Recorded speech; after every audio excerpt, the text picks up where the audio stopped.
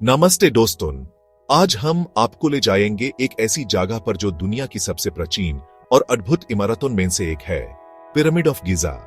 AP सभी ने इसके बारे में सुना होगा, लेकिन क्या आप जानते हैं कि यह पिरामिड क्या है और ये कैसे बनाई गई? कैसे ये इतने बड़े बड़े पत्थर इतनी ऊंचाई तक ले जाए गए होंगे, और वो भी बिना किसी आधुनिक मशीन्स के?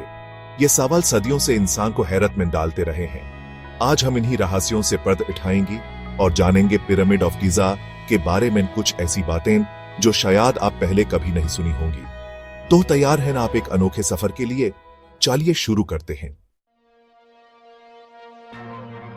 दोस्तों, हमारी ये खोज हमें ले जाती है अफ्रीका महाद्वीप में, एक ऐसे देश में जिसका नाम आते ही आंखों के सामने रेत के बड़े बड़े टीले और उनके बीच में से झांकते हुए सभा से पुराने सभ्यता के निशान उभार आते हैं। जी हां, हम बात कर रहे हैं मिस्र की। मिस्र में कैरो शहर से कुछ ही दूर, लगभग 8 किलोमीटर की दूरी पर स्थित है गीजा, और यहीं पर रेत के सीने पर साजे हुए हैं तीनों पिरामिड्स ऑफ गीजा। यह तीनों पिरामिड्स खुफू, खफरे और मेनकौरे मिस्र के शसाकों के कब्र हैं, जिनको फारो कहा जाता था। इन पिरामिड्स को देखकर ऐसा लगता है जैसे वो वाकई से परे हैं, जैसे वो हमसे कुछ कहना चाहती हैं, अपने अंदर छिपे रहस्यों को खोलने का निमंत्रण दे रही है। तीनों पिरामिड्स में से सबसे बड़ी और ग्रैंड है पिरामिड ऑफ खुफू, जिसे ग्रेट पिरामिड ऑफ गीजा भी कहा जाता है। यह पिरामिड लगभग 481 फीट ऊंचा है, मतलब आज के जमाने की 48 मंजिल की बिल्डिंग जितना। सोचिए दोस्तों, आज से हजारों साल पहले बिना किसी आधुनिक मशीन्स के इतनी ग्रैंड इमारत बनाना कितना मुश्किल रहा होगा।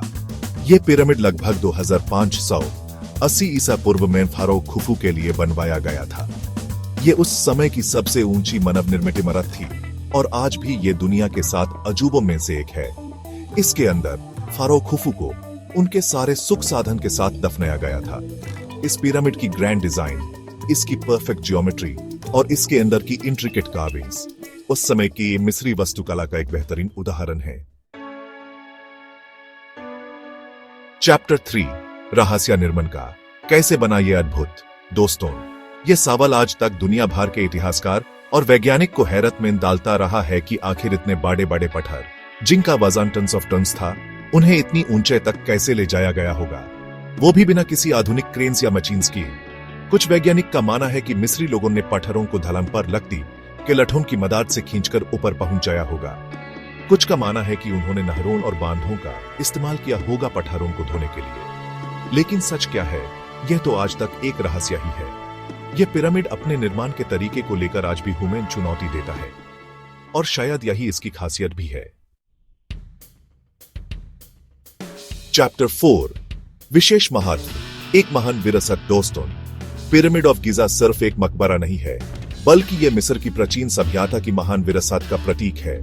ये पिरामिड्स हमें याद दिलाते हैं कि इंसान क्या कर सकता है जब वो अपनी कला, अपनी शक्ति और अपने ज्ञान का इस्तेमाल करता है। ये पिरामिड्स हमें यह भी सिखाती हैं कि हमारे पूर्वज कितने गुणवान थे और उन्होंने दुनिया को क्या कुछ दिया है। आज हम जो कुछ भी हैं, वो अपने पूर्वजों की देन है, और हमें उनकी विरासत का सम्मान करना चाहिए। पिरामिड ऑफ गीजा को यूनेस्को ने वर्ल्ड हेरिटेज साइट घोषित किया है, ताकि आने वाली पीढ़ियां भी इस अद्भुत निर्माण को देख सकें और इसे प्रेरणा ले सकें। चैप्टर 5, आपकी यात्रा, गीजा का साहस। दोस्तों, अगर आप भी पिरामिड ऑफ गीजा को अपनी आंखों से देखना चाहते हैं, तो आपको मिस्र जाना होगा। एपी कैरो शहर से गीजा तक टैक्सी या बस से आसानी से पहुंच सकते हैं। पिरामिड को देखने के लिए आपको टिकट लेना होगा। मेरी मानिए, यह टिकट सिर्फ एक कागज का टुकड़ा नहीं होगा, बल्कि एक ऐसे सफर का पासपोर्ट होगा जो आपको हजारों साल पीछे ले जाएगा। एपी चाहें तो गाइड भी ले सकते हैं, जो आपको पिरामिड के बारे में और भी रोचक बातें बताएंगे। लेकिन मेरी राय में इस जगह को खुद एक्सप्लोर करना, खुद महसूस करना ज्यादा बेहतर है। आउटरो अंत में एक यादगार सफर। दोस्तों, यह थी पिरामिड ऑफ गीजा की कहानी।